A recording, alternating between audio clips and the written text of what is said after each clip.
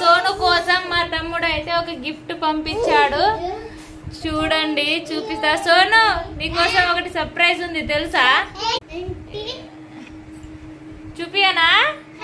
కళ్ళు మూసుకోండి, ఒకసారి చూపిస్తా. రెడీ, 1 2 3.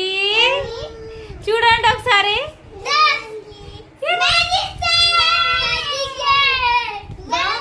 నచ్చిందా? నచ్చిందా సోను? ఆగండి ఆగండి, చూపిస్తా.